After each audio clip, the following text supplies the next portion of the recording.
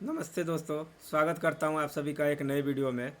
और आज का वीडियो बहुत ही इंटरेस्टिंग होने वाला है, लास्ट तक बने रहें।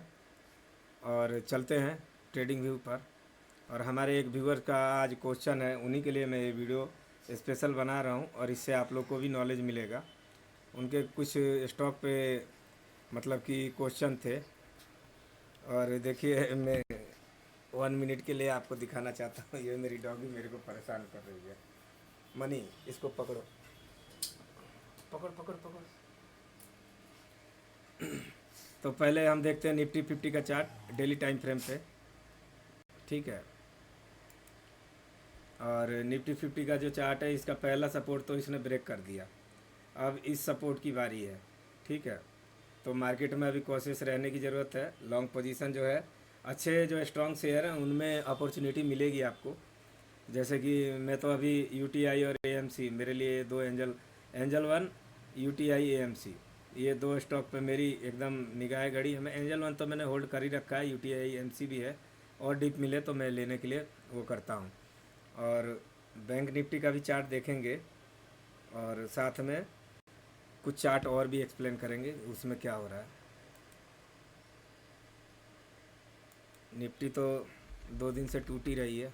अब दोस्तों, बहुत लोग बोल रहे होंगे कि निफ्टी गिर गई।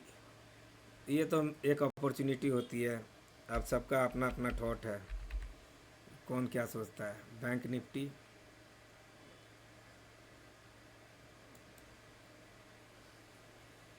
ये भी वीक ही है। नेक्स्ट सपोर्ट लेवल इसका ये आएगा, अगर ये तोड़ा तो इसमें यहाँ, फिर यहाँ। तो चलते हैं विदाउट वेस्टिंग द टाइम अपने चार्ट की तरफ। और बार बार ये बंद क्यों हो जा रहा है? हाँ, तो व्यूअर का एक सवाल था, आरबीएनएल। ठीक है जी, आरबीएनएल देख लेते हैं। आरबीएनएल, रेल विकास निगम लिमिटेड, ये है इसका एनएसई का चार्ट। और हम लगाएंगे इसे वीकली टाइम फ्रेम पे, क्योंकि मैं तो डेली और उतना देखिए। अब इसमें बहुत लोग फंसे होंगे, क्यों फंसे होंगे मैं बता रहा हूँ। होता क्या है, होता क्या है कि लोगों को चार्ट देखने का ही नॉलेज नहीं है। चार्ट से भी पैसा बनता है और फंडामेंटल से भी बनता है।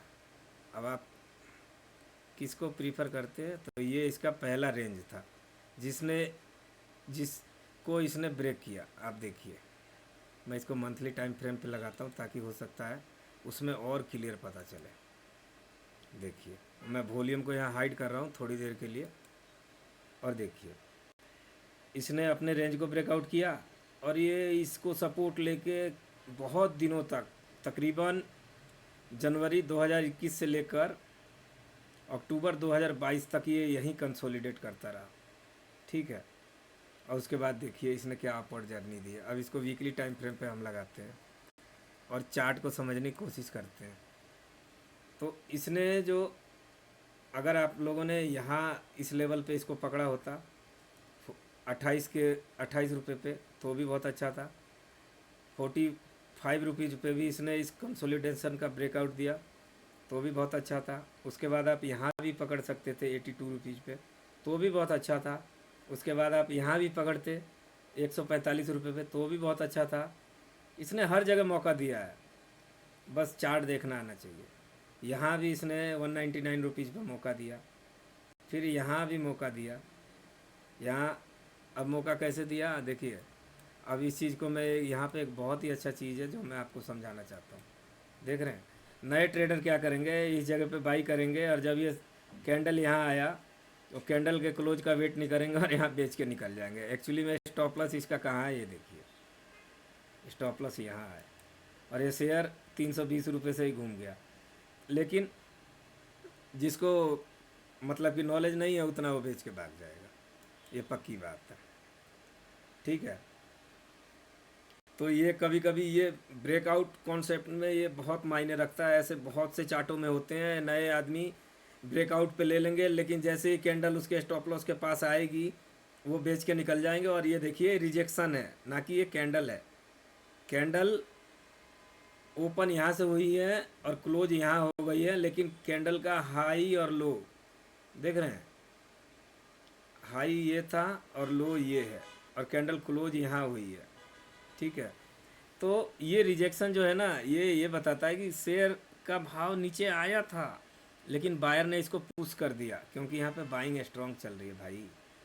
अभी ये ड्राई वॉल्यूम हो रहे हैं, अभी इसमें कोई सेटअप नहीं है। और इंडिकेटर मेरा थोड़ा वो हो गया है, मैं देख रहा हूँ इंडिकेटर लगाने के लिए। देखिए मेरे को जल्दीबाजी नहीं है, आप अगर टाइम देने के लिए 10 मिनट 15 मिनट का टाइम है आपको वीडियो में देने के लिए, तो ये समझे कि आपको मैं अच्छे से सिखाऊंगा जो मुझे आता है। ठीक है,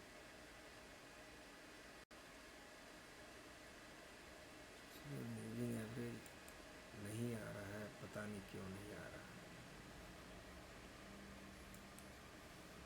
ये मैंने ट्रेडिंग व्यू कोई और खोल दिया, मैं देखता हूँ वेबसाइट पे जाके दूसरा ट्रेडिंग व्यू खोलने की चेष्टा करते हैं।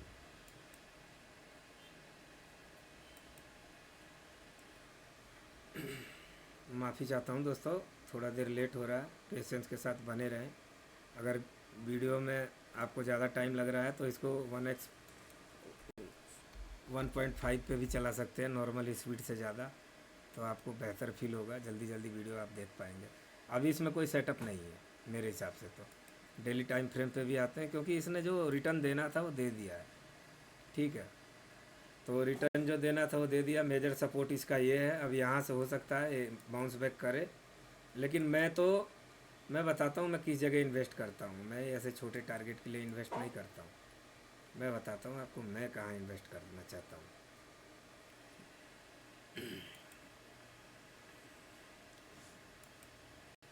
अगर मुझे इन्वेस्ट करना होता, ये मंथली टाइम फ्रेम है ताकि आपको बढ़िया से दिखेगा, इसके लिए मैंने आपके लिए मंथली टाइम फ्रेम लगाया। अगर मुझे इन्वेस्ट करना रहता, मैं वॉल्यूम को हाइड कर रहा हूँ, मुझे नेकेड चार्दी ज़्यादा पसंद है, मेरे को वॉल्यूम उतनी ज़रूरत है नहीं। इसने रेंज को तोड़ा, अगर आपको लेना था तो आप यहीं ले सकते थे, और लेके आराम से अपने पैसे को मल्टीपल टाइम करके, और जब ये कैंडल यहाँ से रिजेक्शन दिया, निकल के दूसरे शेयर को बाई करिए। मेरे कहने का मतलब ये है कि लॉन्ग टर्म हमारे आपके बस की बात नहीं है। वो जो इन्वेस्टर होते हैं वो शुरू में ही पकड़ के बैठे होते हैं, उन्हें पता होता है कि कंपनी किस सेक्टर में है और इसमें कितना ग्रोथ है। ये सब पीएसयू स्टॉक है, इसमें मतलब कि अब इसके फाइनेंशियल देखेंगे तो उतना कोई खास बेहतर नहीं है, ग्रोथ नहीं है इनमें। ये मतलब कि पार्टिसिपेट किया रिटेलरों ने, थोड़ी न्यूज आई, थोड़ा कंसोलिडेशन था, इसलिए इसने इतना अच्छा रिटर्न दे दिया। अब क्या चाहिए, 50 28 30 रुपये का शेयर 650 रुपये मार दिया, अब इसमें क्या मलाई बची है, कुछ नहीं बचा। ठीक है, तो आप फ्रेश ब्रेकआउट को पकड़ने की चेष्टा करें, उसमें अच्छा रिटर्न बनता है। बाकी किसी भी स्टॉक को अपने दिल से ना लगाएं, चाय पिए और कप को डस्टबिन में डालें। मार्केट में बहुत शेयर मिलेंगे आपको। और रही बात लॉन्ग टर्म की, तो लॉन्ग टर्म के लिए अगर कोई शेयर लेना है तो जैसे आईटी सेक्टर में है, उनमें ग्रोथ होता है। अब शिपिंग कॉरपोरेशन है, मैंने इसमें इन्वेस्ट किया था और मैं इसमें निकल भी गया। कहाँ निकल गया मैं बताता हूँ आपको, इसके भी फाइनेंशियल कोई उतने अच्छे नहीं हैं। देखिए ये मंथली टाइम फ्रेम है, और इसमें मेरे ही टीचर का 3.5 लाख रुपए लॉस हुआ था। ठीक है, देखिए उनका माइंडसेट, उन्होंने खुद इसका वीडियो भी डाला था। अब जैसे कि ये मैंने बाइंग किया था वीकली टाइम फ्रेम पे भी आप देख सकते हैं, इसको मंथली पे भी लगा के दिखाऊंगा, पहले वीकली पे बताता हूँ, चार्ट को समझाता हूँ। देखिए ये इसका रेजिस्टेंस था, अब मैं चार्ट को थोड़ा जूम करना चाहूँगा। इसने क्या किया, यहाँ पे इस जगह पे आके रिजेक्ट हुआ, रिजेक्ट होकर फिर इसने थोड़ा सा,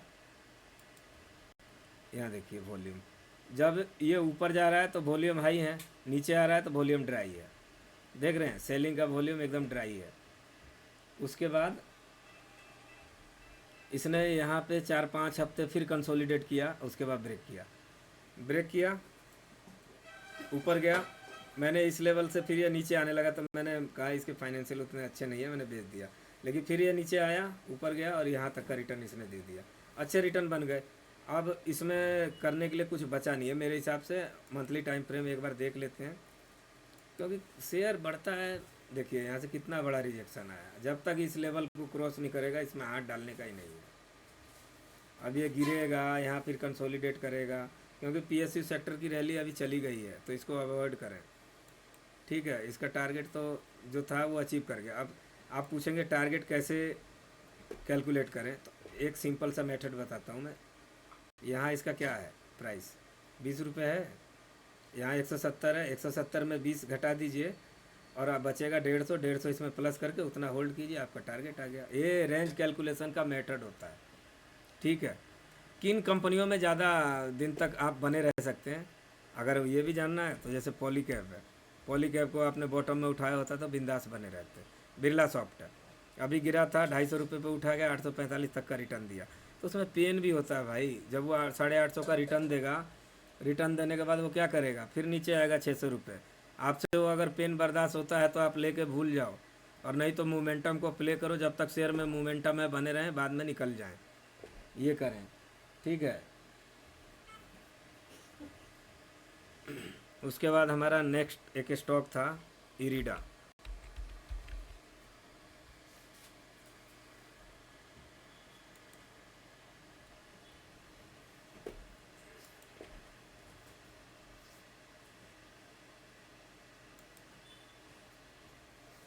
चार्ट का सेटअप अच्छा है, लेकिन फाइनेंशियल इसका अच्छा नहीं, डेप्ट इस पे ज़्यादा है, तो इस हिसाब से देख सकते हैं आप। अगर देखिए अभी इस पे चार्ट पे सेटअप क्या बन रहा है, यहाँ इसने अच्छे कैंडल के साथ ब्रेकआउट किया है। मैं प्राइस एक्शन बता रहा हूँ, मैं इसमें हाथ नहीं डालूंगा इस शेयर में, मैं पहले बता रहा हूँ, क्योंकि इसने ऑलरेडी बहुत अच्छा मूव दे दिया है। अब यहाँ आगे भगवान जाने इसका क्या होगा, लेकिन इसके जो चार्ट हैं वो मैं बता रहा हूँ। अगर ये इस जोन पर मिलता है, अगर इस जोन पे मिलता है कहाँ, 214 रुपये के आसपास, स्टॉप लॉस आपका क्या होगा, स्टॉप लॉस आप यहाँ डाल सकते हैं। ठीक है, और अगर अभी भी आपको कंफर्मेशन चाहिए बाइंग का, तो इसके ये रेंज जो है, इसको ब्रेक करने के बाद आप बाई कर सकते हैं ये रेंज पे। और नहीं तो अगर यहाँ मिले कोई अच्छी पॉजिटिव कैंडल बनाती है तो आप देख सकते हैं, यहाँ भी इनसाइड बार बन रहे हैं। इनसाइड बार का कॉन्सेप्ट मैं आपको एक दिन सिखाऊंगा, या अभी सीख लीजिए। अगर आपको चाहिए कि इनसाइड बार क्या होता है तो मैं बता रहा हूँ। इनसाइड बार का मतलब होता है कि कैंडल का हाई और लो, ये भी इनसाइड बार था, लेकिन ये इनवैलिड हो गया। क्यों हो गया, ये कैंडल तक सही था, जब ग्रीन बने तो एक रेड बनना चाहिए, रेड के बाद जो है कैंडल जो होनी चाहिए वो या तो इस नीचे को ब्रेक करे या यहाँ, लेकिन इसने क्या किया, इसको टच करके आ गया, इसके लिए ये पैटर्न इनवैलिड हो गया। अब हम इसको छोड़ते हैं और इस पैटर्न को देखते हैं, और इसको भी मैं थोड़ी देर के लिए हाइड कर देता हूँ। और ये एक इनसाइड बार का कॉन्सेप्ट है। अब इसके बीच में अगर कोई ग्रीन कैंडल बनती है और वो ऊपर की तरफ ब्रेक करती है, तो आपको एक मोमेंटम प्ले करने के लिए मिल जाएगा, वो भी एक स्विंग ट्रेडिंग का कॉन्सेप्ट है। मैं कहीं और भी आपको इनसाइड बार का कॉन्सेप्ट समझाने की चेष्टा करूँगा। जैसे ये रहा, यही मिल गया, देखो आप, ये है और ये है, देख रहे हैं। इसकी दूसरी कैंडल इसके भीतर बनी, ये मदर कैंडल हो गई, इसके अंदर ये बनी, तीसरी कैंडल ने इसको ब्रेक किया और ये नीचे आया, नीचे आया।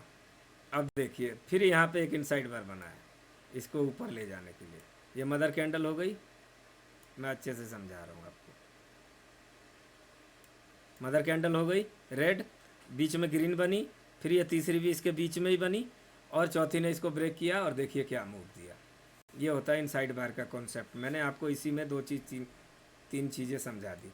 अब चलते हैं हम इस एरिडा के चार्ट के ऊपर फिर से। अगर आपके पास टाइम है, अगर आप फ्री में टाइम दे के सीखना चाहते हो तो मेरे चैनल आपके लिए बहुत अच्छा है, नहीं तो डांस हाउस के चैनल तो यूट्यूब पे बहुत भरे पड़े हैं भाई। एंजॉय करो, पैसा कमाना है तो कुछ देना पड़ेगा। मैंने तो रात रात भर पानी मार मार के, मैं एक छोटी मोटी जॉब करता था, मैंने स्टॉक मार्केट ट्रेडिंग सीखने के लिए 2 साल तक नाइट जॉब ही किया, हेल्थ का इशू भी आया। अब ये यहाँ क्या कर रहा है, इसने अच्छे कैंडल के साथ ब्रेक किया है, नो डाउट, ऊपर भी गया, ऊपर से ये कंसोलिडेट कर रहा है। अब यहाँ क्या है, 2 कैंडल में ऊपर गया, लेकिन नीचे आने में देखिए कितना टाइम। अभी ये शेयर स्ट्रांग है, लेकिन मेरे को इसके फाइनेंशियल उतने अच्छे नहीं लगे, और यहाँ से मुझे उम्मीद है कि ये ऑल टाइम यहाँ तक का रिटर्न दे सकता है, बट इसके लिए या तो इस रेंज को ब्रेक करे या फिर यहाँ पे कोई अच्छी साइनिंग कैंडल की बनाए। ठीक है, अब वो आने वाले हफ्ते में पता चलेगा, क्योंकि यहाँ वॉल्यूम एकदम ड्राई है, आप देख सकते हैं। यहाँ बेचने वाली पार्टी बेच रही है, लेकिन जो बुल है वो इसमें अभी भी बने हुए हैं, स्ट्रॉन्ग है। और बुल जब तक ये शेयर इस लेवल के नीचे नहीं आएगा, ये शेयर अभी भी स्ट्रांग है, चाहे इसके फाइनेंशियल कैसे भी हो। एक प्राइज एक्शन के मैटर से मैं आपको ये समझा रहा हूँ, ठीक है। उन भाई साहब का रिक्वेस्ट था तो मैंने कहा चलो भाई, मेरे चैनल पे तो उतने लोग वाच करते नहीं हैं, उनका क्वेश्चन आता है तो मेरा हृदय एकदम गार्डन गार्डन हो जाता है। अब रही बात अडानी पावर की, इसमें मैं आपको एक कॉन्सेप्ट बताऊंगा जो आपको इन फ्यूचर बहुत काम करेगा।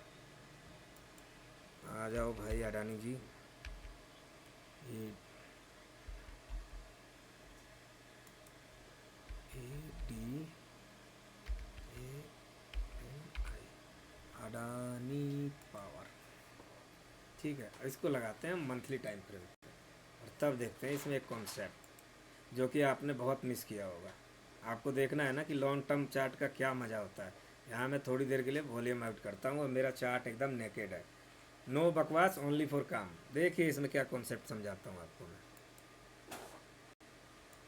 इस रेंज को ब्रेकआउट किया इसने, ऊपर गया, क्या मूव दिया था, 145 रुपये से शेयर यहाँ इसने जर्नी करी 431 रुपये की।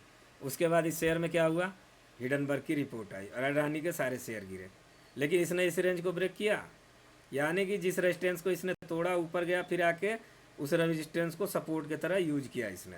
यहाँ आप स्टॉप लॉस डाल के देखिए, ये होता है मार्केट, लोग कहते हैं ना मार्केट गिर गया और किसी शेयर में इन्वेस्ट मत करो, भाई ऐसा नहीं होता। हर गिरते हुए मार्केट में मैं आपको, मेरा यूट्यूब चैनल है ना, अगर इन फ्यूचर ये चलता रहा और यूट्यूब ने इसे मतलब कि सपोर्ट किया और मैंने भी अच्छे काम किए और मुझे व्यूअर ने सपोर्ट किया, तो मैं बताऊंगा आपको कि गिरते हुए मार्केट में भी आपको बेहतरीन चार्ट ढूंढ के दिखाऊंगा मैं। देखिए आप यहाँ ले सकते थे, स्टॉप लॉस यहाँ डाल सकते थे, यहाँ भी आपसे नहीं लिया गया, कोई बात नहीं भाई, चार्ट देखो हर जगह मौका मिलेगा आपको। ये एक रेंज होगा, एक दूसरा रेंज ये हुआ, इसने यहाँ पे रख किया। ये कॉन्सेप्ट आपको यूट्यूब चैनल पे गारंटी बोल रहा हूँ सिर्फ एक ही चैनल पे मिल सकता है और मेरे वो गुरु हैं विजय ठक्कर सर, इसके अलावा आपको ये कोई नहीं सिखा सकता। इतना क्लीन चार्ट और इतना बढ़िया मेथड कहीं नहीं मिलने वाला। एक चार्ट मेरे रडार पे और है, देख सकते हैं आप, फाइनेंशियल तो उसके ज़्यादा बेहतर नहीं है, लेकिन एक वैल्यू बाइंग होगी, पॉलीप्लेक्स कारपोरेशन। इसका चार्ट हम मंथली टाइम फ्रेम पे देखें तो ज़्यादा बेहतर होगा। इसने रिटर्न तो इन पास्ट में बहुत ही अच्छे दिए हैं। देखिए सिंपल सा मंथली टाइम फ्रेम पे कॉन्सेप्ट है। इस रेंज का इसने ब्रेकआउट किया, आपने यहाँ लिया होता ठीक है, नहीं लिया। देखिए पेशेंस जो होता है ना, अगर शेयर रेजिस्टेंस को तोड़ के सपोर्ट के पास होल्ड कर रहा है मतलब कि शेयर स्ट्रॉन्ग है। सपोर्ट के पास ये होल्ड कर रहा है यानी कि इसको बोलते हैं रीटेस्ट और कंसोलिडेट, दोनों साथ साथ कर रहा है। रीटेस्ट भी हुआ, कंसोलिडेशन भी कर रहा है, ठीक है। अब जब इस रेंज को तोड़ेगा, आप जितने ही बड़े रेंज के कंसोलिडेशन को ब्रेक करोगे, कोई शेयर अगर ब्रेक करता है उतना ही बेहतर होता है। अब यहाँ पे इसने जो पैटर्न बनाया, उस पैटर्न को इसने किया फेल, लेकिन इसी कंसोलिडेशन का फ़ायदा, क्योंकि यहाँ पे ये कोविड का टाइम था भाई, तो इसको तो गिरना ही था, सभी शेयर गिरे, लेकिन ये फिर यहाँ से बाउंस बैक किया और हमें ये मार्क करना था, क्योंकि ये तो इनवैलिड हो गया, यहाँ इसने इसको इनवैलिड कर दिया, नीचे आ गया, नो डाउट। तो हमें इस मार्क को करना था, यहाँ इसने कंसोलिडेट किया, ब्रेकआउट किया, ब्रेकआउट करने के बाद 8-9 हफ्ते तक इस, देखिए इस कॉन्सेप्ट में आपको कम से कम मिनिमम 7 से 8 हफ्ते वेट करना होता है अगर ब्रेकआउट पे शेयर निकल गया तो, रीटेस्ट करने के लिए। आप यहीं गिन सकते हैं कितनी कैंडल है वीकली। एक कैंडल से ब्रेक किया, दूसरी, तीसरी, चौथी, पाँचवीं, छठी कैंडल यानी 6 हफ्ते, यानी मोटा मोटी 1.5 महीना। उसके बाद देखिए क्या मूव दिया इसने। अब चलते हैं इसके अभी के प्रेजेंट के चार्ट पर, उसके लिए हम लगाएंगे वीकली चार्ट। देखिए मंथली चार्ट कब लगाते हैं, जब 8, 10, 12 साल का चार्ट हो, तो मंथली चार्ट में क्या होता है, एक एक कैंडल मंथली होती है, तो चार्ट हमारे पीसी या लैपटॉप पे थोड़ा क्लियर सेटअप बनता है। अब वीकली टाइम फ्रेम पे मैं आपको समझा रहा हूँ इस शेयर को, प्राइज एक्शन के मेथड पे, प्योर प्राइज एक्शन। इसने इस रेंज को ब्रेक किया, बॉटम बनाया था। देखिए यहाँ वॉल्यूम भी लगा देता हूँ थोड़ी सी कन्फर्मेशन के लिए। देखिए यहाँ पे जब भी शेयर गिर रहा है वॉल्यूम ड्राई है, जब भी शेयर उठ रहा है वॉल्यूम हाई है। फिर यहाँ 2 कैंडल में देखिए ये रेड कैंडल बनी है, वॉल्यूम एकदम ड्राई है, ग्रीन बन रही है, ऊपर जा रहा है, और वॉल्यूम यहाँ ड्राई है। अब इस रेंज पे आपने इस शेयर को नहीं पकड़ा, कोई बात नहीं, अभी भी एकदम ये बाइंग जोन पे खड़ा है। अगर आपको लेना है लो, नहीं लेना नहीं लो, कोई बाई सेल रिकमेंडेशन नहीं है। आप यहाँ पे स्टॉप लॉस डाल सकते हो, 50-60 रुपये का स्टॉप लॉस आएगा। अगर आप चाहते हो कि मुझे कन्फर्मेशन चाहिए तो थोड़ी देर के लिए मैं वॉल्यूम को हाइड करता हूँ, और यहाँ पे आप क्या कर सकते हो, ये दोनों कैंडल को मार्क कर लो। थोड़ा महंगा हो जाएगा शेयर 50 रुपये, लेकिन आपको कन्फर्मेशन चाहिए तो थोड़ा तो महंगा। अगर टिकट कंफर्म चाहिए तो पैसा तो बराबर ही देना पड़ेगा ना भाई। और टिकट वेटिंग का चाहिए तो जो भी मिलता ले लो, जाना तो है ही। मजाक कर रहा हूँ भाई, सीरियस नहीं लेना आप लोग, ठीक है। इस रेंज को तोड़ता है तो आप बाइंग करने के लिए देख सकते हैं। अगर धीरे धीरे इसके फाइनेंशियल इम्प्रूव हुए तो ये शेयर ऑल टाइम हाई भी जा सकता है। अभी ये शेयर बॉटम में है, केमिकल सेक्टर की कंपनी है, फाइनेंशियल उतने अच्छे नहीं है, डिस्क्लेमर के तौर पे बता रहा हूँ। प्रमोटर होल्डिंग भी इसमें प्लेज है, तो इस तरीके से आप देख सकते हैं। अगर आप चाहेंगे तो इसके फाइनेंशियल भी एक बार चेक कर लेते हैं। मैंने तो चेक किया था ग्रो में, मैं पहले ग्रो में ही फ़िल्टर कर लेता हूँ भाई, क्योंकि मैं पहले ही देख लेता हूँ कि आप में कुछ खासियत है, ताकि मैं Skinner.in पे जाऊँ, नहीं तो फिर जाने का कुछ फ़ायदा है नहीं। अगर ग्रो में ही पता चल जाता है मुझे कि हाँ इनमें कुछ, अरे यार,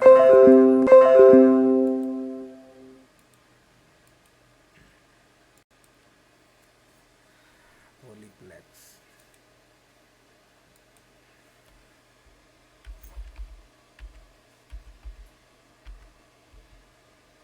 पॉलीप्लेक्स कारपोरेशन, देखिए कंपनी तो बहुत अच्छी मार्केट कैपिटलाइजेशन की है, स्टॉक पी भी अभी ठीक ठाक है एकदम, ROC इसका अच्छा नहीं है, ROE भी अच्छा नहीं है, बुक वैल्यू कंपनी बहुत ही चीपेस्ट है ये।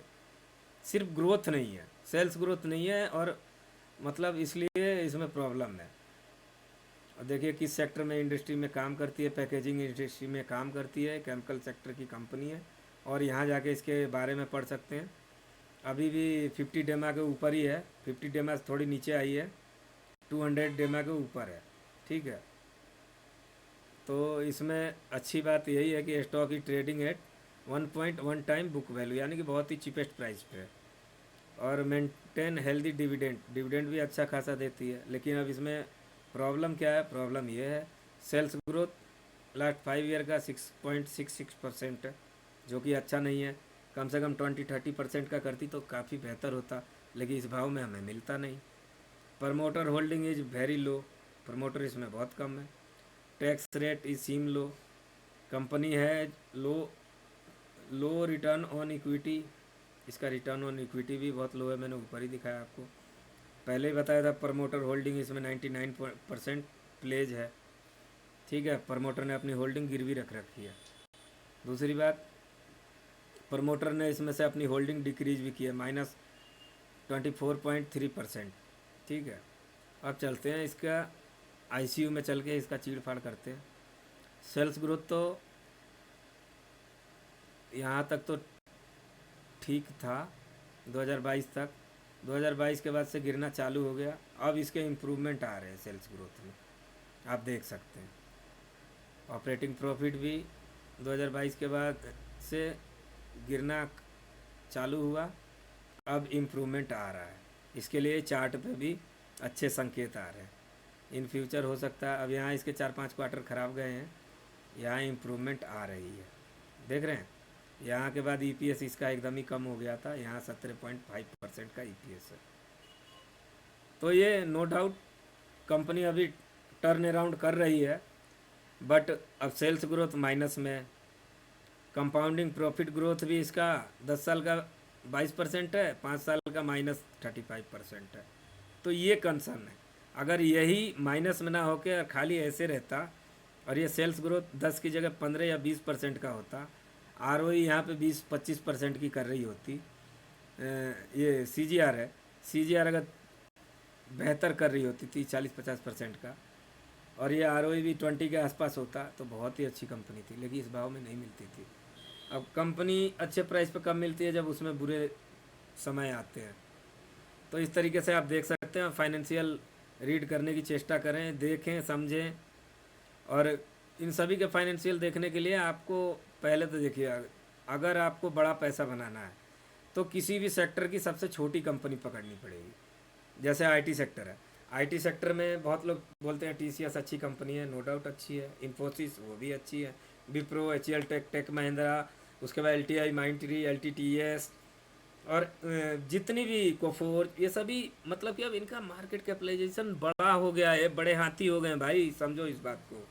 इनमें किसने पैसा बनाया? जब इनके मार्केट कैपिटलाइजेशन छोटा था। छोटी जो आईटी कंपनी है उनको छोटे छोटे प्रोजेक्ट हमेशा मिलते रहते हैं, तो उनका ग्रोथ जल्दी होता है। और बड़ी जो कंपनी है उनको बड़ा प्रोजेक्ट चाहिए, तो वो खाली एम्प्लॉय को ही पैसा दे सकती हैं, इन्वेस्टर को रिटर्न नहीं दे सकती हैं। तो मैं आपको एक इन्वेस्टिंग का सूत्र बता रहा हूँ जो आप ध्यान से रखो, ध्यान दे के रखो।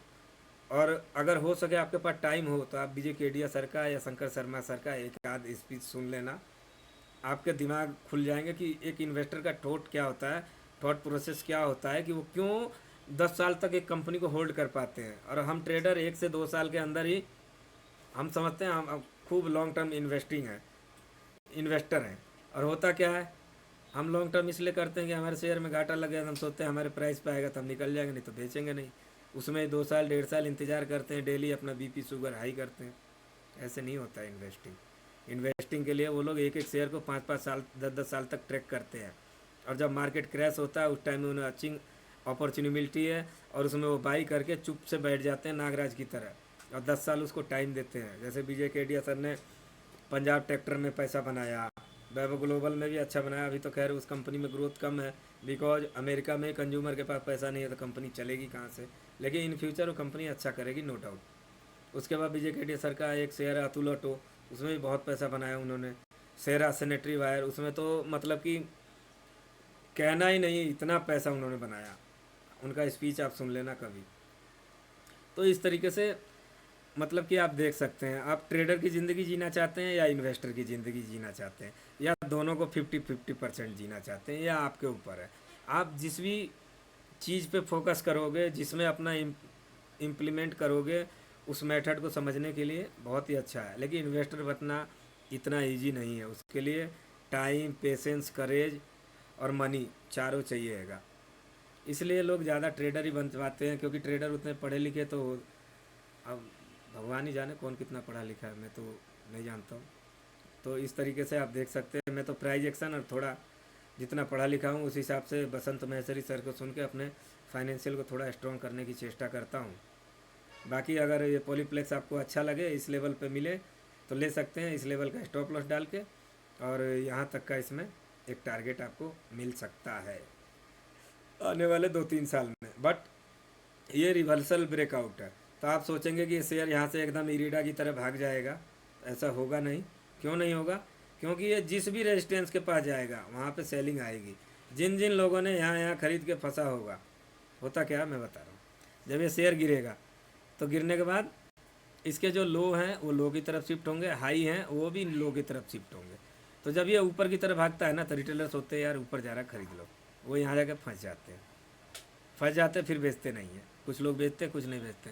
तो यहाँ पे हमेशा सेलिंग क्रिएट होती रहेगी इस जोन तक, और इस जोन में पहुँचने के लिए इसको अगर फाइनेंशियल बहुत अच्छे हुए तो मैक्सिमम 3 साल लग सकता है। तो ये एक इन्वेस्टिंग पर्पस है, लेकिन इसमें कंसर्न भी बहुत ज़्यादा, प्रमोटर होल्डिंग प्लेज है, सेल्स ग्रोथ नहीं है, माइनस में है, प्रॉफिट ग्रोथ निगेटिव में है, स्टॉक सीजीआर भी नहीं कर रही है, आरओई भी ठीक ठाक नहीं है। तो आप फाइनेंशियल को देख के अगर रिस्क, देखिए रिस्क तो स्टॉक मार्केट में है ही। अब यहाँ अगर आप इतना भी रिस्क नहीं ले पाएंगे तो ये आपके ऊपर है। 1116 रुपये का बाइंग लेवल है, 26 रुपये का, और 1050 रुपये का स्टॉप लॉस है। इसके नीचे ये शेयर ख़राब हो जाएगा। ठीक है, आप देख सकते हैं आने वाले टाइम में अगर इसको तोड़ के ऊपर जाता है तो ठीक है। यहाँ वॉल्यूम लगाते हैं, वॉल्यूम के हिसाब से तो ये ठीक है, फेल नहीं होना चाहिए जहाँ तक मेरे को उम्मीद है। तो इसी के साथ इस वीडियो को हम करते हैं समाप्त। अगर ये वीडियो में मैंने कुछ वैल्यू आपको ट्रेडिंग जर्नी में ऐड किया है तो कृपया इस चैनल को वॉच करते रहें, लाइक शेयर सब्सक्राइब करते रहें। आप लोगों का बहुत बहुत धन्यवाद। नवरात्रि के शुभ पावन अवसर पर ईश्वर और माँ दुर्गा की असीम कृपा आपके और आपके परिवार के ऊपर बरसती रहे और आप दिन दुगने रात चौगुने तरक्की करें। इसी के साथ इस वीडियो का समापन करते हैं। जय श्री राम, हर हर महादेव।